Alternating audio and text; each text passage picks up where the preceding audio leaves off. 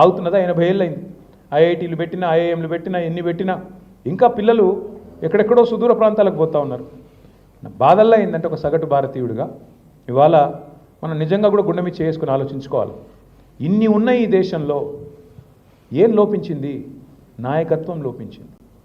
మతం పేరు మీద, కులం పేరు మీద పనికిమాలిన రాజకీయాలు, ఒక్కటంటే ఒకటి పనికొచ్చే రాజకీయం కాదు. పనికిమాలిన మాటలు, పనికిమాలిన రాజకీయాలు. ఎవరే బట్టలు వేసుకోవాలి, ఎవరేమి తినాలి, ఏ దేవునికి మొక్కాలి, ఏ దేవుడు చెప్పిండు కొట్లాడుకోమని ఆయన పేరు మీద? మా దేవుడు గొప్పనా, మీ దేవుడు గొప్పనా? ఇంకా 80 ఏళ్ళ తర్వాత కూడానా? నీళ్లు లేవురా నాయన, ఇల్లు లేవురా నాయన అని పేదవాళ్ళు ఏడుస్తుంటే, కరెంటు లేదురా అయ్యా అని చెప్పి మొత్తుకుంటుంటే గవే వద్దు. కులం పేరు మీద, మతం పేరు మీద పంచాయతీ పెట్టుకోవాలి, కొట్టుకోవాలి, తెల్లారులేస్తే గుద్దుకోవాలి, అందులోకి చలిమంటలు కొంతమంది కాసుకోవాలి, కేంద్రంలో కూర్చోవాలి, రాష్ట్రంలో కూర్చోవాలి. దౌర్భాగ్యం ఏంటంటే భారతదేశానికి స్వాతంత్రం వచ్చే ముందు ఇప్పుడున్న కేంద్రంలో ఉన్న పార్టీకి ఏ పాత్ర లేదు భారతదేశ స్వాతంత్రంలో. ఇవాళ వాళ్ళు కేంద్రంలో మనకు దేశభక్తి పాఠాలు చెప్తారు. ఇక రాష్ట్రంలో అయితే మీకు తెలుసు నాకంటే బాగా, తెలంగాణ ఉద్యమంలో మనకు వ్యతిరేకంగా పనిచేసిన ఒక విధవ ఇవాళ వాడు ముఖ్యమంత్రి. బాధ అనిపిస్తుంది. That is the situation in the country today. ఏం ప్రేమ ఉంటుంది ఆయనకి తెలంగాణ మీద? ఉంటుందా? జై తెలంగాణ అనడానికి ఆయనకి చేయి వస్తలేదు, నోరు వస్తలేదు. ఆయనకి ప్రేమ ఉంటుందా తెలంగాణ మీద? గట్లాంటి వాళ్ళు ఇవాళ ప్రభుత్వాధినేతలు అవుతున్నారు. ఎందుకు? ఎందుకంటే రాజకీయ నాయకుల్లో ఉండే ఒక భావదారిద్ర్యం ఒకవైపు, ప్రజల్లో ఉండే ఎకనామిక్ బ్యాంక్రప్సీ ఇంకోవైపు. ఈజీగా ఇప్పుడు 10 ఏళ్ళు కేసీఆర్ గారి పరిపాలనలు ఇవాళ బాధపడుతూ ఉన్నారు అందరూ. అయ్యో కేసీఆర్ గారు లేకపోయి ఎక్కడ పోయినా మాట్లాడుతున్నారు. కేసీఆర్ ఉంటే 24 గంటల కరెంట్ ఉంటుండే, కేసీఆర్ ఉంటే నీళ్లు మంచిగా అందుతుండే, కేసీఆర్ ఉంటే రైతు బంధు పడుతుండే. కరెక్టే కానీ మరి ఓటేసే ముందు ఆలోచించాలి కదా.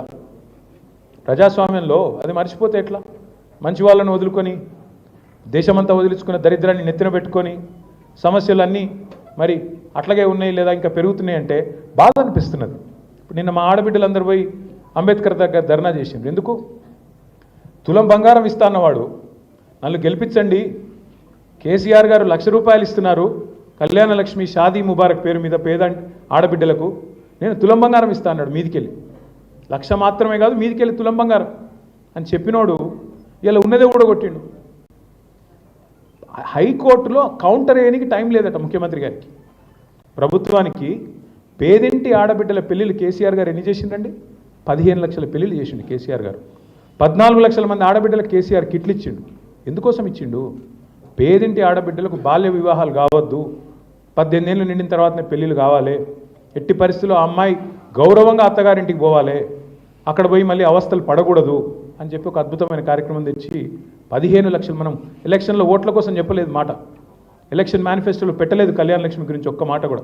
కానీ కేసీఆర్ గారు ఒక తాండాలో, అదేం తాండా అక్క పేరు? నేలబండ తాండా పోయినప్పుడు అక్కడ పల్లె నిద్ర చేసిండు. అంటే ఒక నాయకుడికి ఎంత ఆలోచన ఉంటే ఎట్లాంటివి వస్తాయంటే పథకాలు ఆయన మనసులోంచి ఎట్లా వస్తాయంటే ఇట్లా వస్తాయి. ఒక గిరిజన కుటుంబం ఆ రోజు ఆ తాండాలో కేసీఆర్ గారు ఉన్నప్పుడు వచ్చి ఓ తండ్రి వలవల ఏడుస్తూ, అన్న నా ఇల్లు కాలిపోయింది, అలా నేను నా బిడ్డ పెళ్లి కోసం దాచుకున్న ₹60,000 కాలిపోయినాయి, ఏం చేయాలి ఇప్పుడు, ఎట్లా బతకాలి అని చెప్పి ఏడిస్తే కేసీఆర్ గారు ఓదార్చి ఆపి, లేదు తమ్ముడు భయపడకు నేనున్నా అని చెప్పి ఆ పాప పెళ్లి చేసిండు. అది వేరే సంగతి. కానీ ఆయన మనసులో అది నిలిచిపోయి ఇట్లా పేదింటి పిల్లలు పెళ్ళిళ్ళ కోసం ఎంతమంది కష్టపడుతుండొచ్చు, ఎంతమంది అవస్థపడుతుండొచ్చు అని ఆలోచించి ఎలక్షన్లో పెట్టలే, మేనిఫెస్టోలో పెట్టలే, ఓట్ల కోసం కార్డులు వంచలే, ఓట్ల కోసం చిల్లర డైలాగులు చెప్పకపోయినా ప్రభుత్వంలో ఉన్న నాయకుడికి మనస్సుంటే పథకాలు పుట్టుకొస్తాయి. అట్లనే పుట్టుకొచ్చింది కళ్యాణ లక్ష్మి షాదీ ముబారక్. ఓ రోజు కేసీఆర్ గారు తన పొలం కాడికి పోతుంటే అక్కడ